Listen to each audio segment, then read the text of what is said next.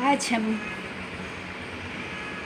यूहन्ना बपतिस्मा दाता की मृत्यु के बारे में सुनेंगे।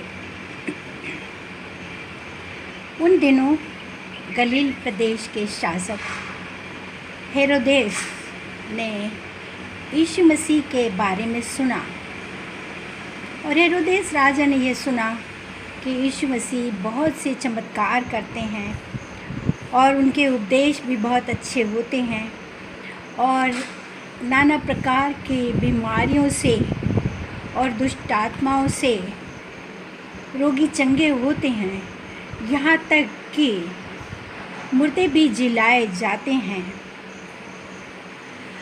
ये सब समाचार हेरोदेस राजा को दरबारियों ने दिया और राजा ये सुन करके अचरज करने लगे और वो सोचने लगे कि यूहन्ना बपतिस्मा दाता को तो मैंने मरवा दिया था, अब ये उनकी आत्मा शायद इनमें समा गई है और इसीलिए ये आश्चर्यजनक कार्य करते हैं और उनमें ये शक्तियाँ विद्यमान हैं। क्योंकि हेरोदेस राजा ने अपने भाई फिलिप्पुस की पत्नी हेरोदियास को अपनी पत्नी बना लिया था और जब ये बात यूहन्ना ने सुनी थी तो यूहन्ना ने राजा हेरोदेस के पास और हेरोदियास के पास आकर के ये बात उनको कही थी कि ये आपने परमेश्वर के नज़रों में बहुत गलत किया है कि आपने अपने भाई की पत्नी को अपनी पत्नी बना लिया है। और इस बात से हेरोदेस राजा और हेरोदियास यूहन्ना से नाराज़ हो गए थे और इसके लिए उन्होंने यूहन्ना को बंदीगृह में डाल दिया था। और हेरोदेस और हेरोदियास यूहन्ना बपतिस्मा दाता को मरवा डालना चाहते थे, परंतु वे दोनों जो थे वो लोगों से डरते थे, क्योंकि उन दिनों यूहन्ना बपतिस्मा दाता को लोग नबी मानते थे और उनके डर के कारण ही वो उन लोगों ने यूहन्ना को बंदीगृह में डाल दिया था। लेकिन उन्हीं दिनों में राजा हेरोदेस का जन्मदिन आया और भोज दिवस जब हो रहा था, भोजन हो रहा था, तब राजा हेरोदेस की लड़की मेज़बानों के सामने आई और उसने बहुत ही सुंदर नृत्य राजा और आमंत्रित लोगों के सामने प्रस्तुत किया, जिससे कि राजा और सब लोग बहुत प्रसन्न हो गए। और राजा ने अपनी पुत्री से कहा कि मांग, मैं तुझसे बहुत प्रसन्न हूँ, तू मांग मुझसे, तू क्या मांगती है मैं तुझे दूंगा। और वो लड़की अपनी माता के पास गई और उसने अपनी माता से पूछा कि क्या मांगना है। तो हेरोदियास ने अपनी लड़की से कहा कि यूहन्ना बपतिस्मा दाता का सिर थाल में रख के मुझे मंगवा दे। और पुत्री गई और उसने राजा हेरोदेस से निवेदन किया कि मैं चाहती हूँ कि यूहन्ना बपतिस्मा दाता जो बंदी गृह में है उनका सिर लाके मुझे थाल में दिया जाए। और इस मांग से राजा बहुत निराश हो गए, लेकिन आमंत्रित लोगों के सामने अपनी प्रतिज्ञा को पूरा करने के लिए उन्होंने अपने सेवकों को आज्ञा दी कि जाओ यूहन्ना बपतिस्मा दाता का सिर थाल में ले आओ।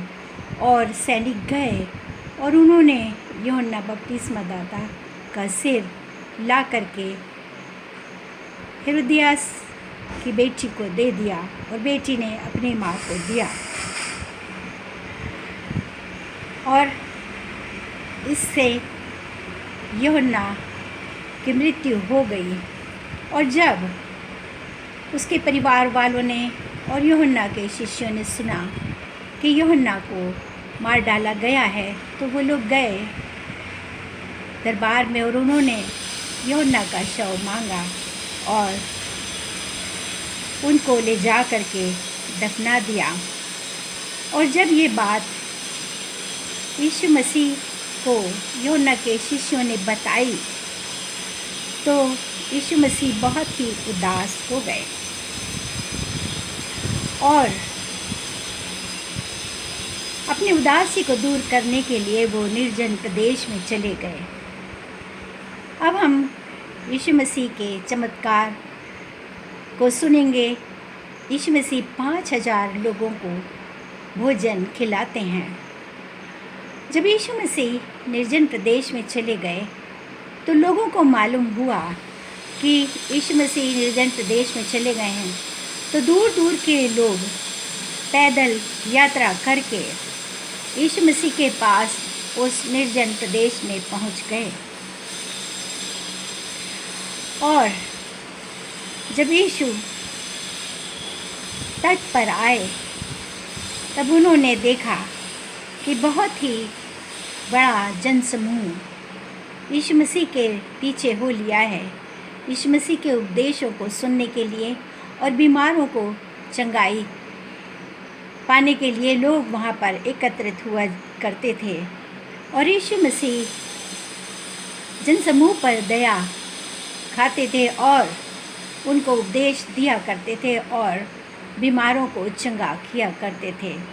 उस दिन भी यीशु मसीह उनको उपदेश देने लगे और उपदेश देते देते संध्या हो गई और यीशु मसीह के चेले घबराने लगे और यीशु मसीह के चेलों ने यीशु मसीह के पास आकर कहा कि हे प्रभु, इतना बड़ा जनसमूह है, 5-7 हज़ार के लोग यहाँ पर जमा हैं और इतनी बड़ी जनसंख्या यहाँ पर है और वे अब रात होने वाली है और उन्हें विदा कीजिए ताकि वे पास पड़ोस के गांव में जाकर के अपना भोजन मोल लें और अपने अपने घर जाएं। लेकिन यीशु मसीह दयालु थे। उन्होंने कहा, इतने लोगों को भूखे इधर से उधर जाना संभव नहीं है, तुम ही लोग इनको भोजन करवाओ। और उन लोगों ने कहा, हे प्रभु, इतने लोगों के लिए इस निर्जन प्रदेश में भोजन कहाँ से मिलेगा? हम कहाँ से लाएं? कितने पैसे खर्च करेंगे और इनको भोजन कराएंगे? यीशु मसीह ने कहा कि अच्छा, ढूंढो इनके पास कितना भोजन है।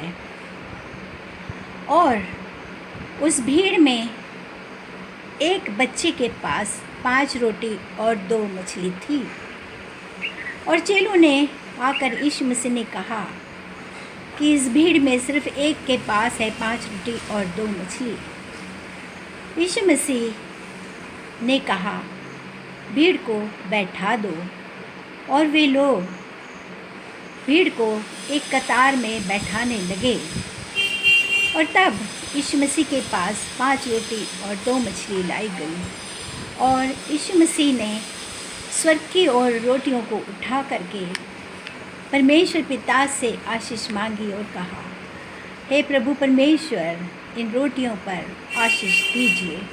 और उसके बाद उन्होंने रोटियों को तोड़ तोड़ कर शिष्यों को देना शुरू किया और शिष्यों ने जा कर के लोगों को बांटना शुरू किया। और उसी प्रकार से मछलियाँ भी यीशु मसीह ने तोड़ तोड़ के उनको देना शुरू किया और शिष्यों ने लोगों को परोस दिया। और जब वे लोग भोजन समाप्त कर चुके तब यीशु मसीह ने कहा कि बचे हुए टुकड़े उठा लो। और उन्होंने बचे हुए टुकड़े की 12 टोकरियाँ भर के उठाई और उसके बाद सब लोग अपने अपने घर को चले गए। उसके बाद यीशु मसीह ने एक कनानी जाति की स्त्री की बालिका को चंगा किया। यीशु मसीह सोर और सीदोन प्रदेश में गए और वहाँ पर एक कनानी स्त्री यीशु के पीछे चिल्लाने लगी और कहने लगी, हे प्रभु, दाऊद की संतान, मुझ पर दया कीजिए। मेरी बेटी को दुष्ट आत्मा ने घेर रखा है और वो बहुत परेशान है। और यीशु ने उसको कोई उत्तर नहीं दिया और वो बार बार चिल्लाती हुई यीशु के पीछे जाने लगी। और शिष्य ने कहा, हे प्रभु, इस स्त्री को विदा कीजिए, ये चिल्लाती चिल्लाती हमारे पीछे आ रही है, परेशान कर रही है। और यीशु ने कहा कि मैं सिर्फ खोई हुई भेड़ों को, परमेश्वर के इस्राएली लोगों के खोई हुई भेड़ों को ही बचाने के लिए आया हूँ और मैं किसी के लिए नहीं भेजा गया। स्त्री ने कहा, परंतु प्रभु, मुझ पर दया कीजिए, मेरी सहायता कीजिए। मेरी बेटी को दुष्ट आत्मा लगी हुई है, उसे दूर कीजिए, शुद्ध कीजिए। यीशु ने कहा कि बालकों की रोटी कुत्तों के आगे देना ठीक नहीं है। स्त्री ने कहा, हाँ प्रभु, आप ठीक कहते हैं, लेकिन कुत्ते भी अपने स्वामियों की मेज से गिरे चूर चार खा लेते हैं और संतुष्ट हो जाते हैं। यीशु मसीह ने स्त्री से कहा, हे स्त्री, तेरे विश्वास ने तेरे लिए किया है, जा कुशल से चली जा, तेरी पुत्री चंगी हो चुकी है। और वो यीशु मसीह के पास से यीशु मसीह को धन्यवाद देती हुई और परमेश्वर की प्रशंसा करती हुई चली गई। और उसके बाद यीशु मसीह ने जनसमूह के सब तरह की बीमारों को, लूले, लंगड़े, अंधे, कोढ़ी, दुष्ट आत्माओं के घिरे हुए और इस तरह से सभी लोगों को चंगा किया। और जब जनसमूह ने देखा कि गूंगे बोल रहे हैं, लंगड़े चल रहे हैं और लूले अपने हाथ पैर हिला रहे हैं और कुष्ठ रोगी चंगे हो चुके हैं, दुष्ट आत्मा से ग्रसित लोग चंगे हो चुके हैं, तो उन्होंने आश्चर्य कर्मों पर चकित हुए और यीशु मसीह पर विश्वास किया और कहा कि इस्राएल में हमने इस तरह का अद्भुत कार्य कभी नहीं देखा। और यीशु मसीह की बड़ाई करते हुए वो लोग अपने अपने घर चले गए।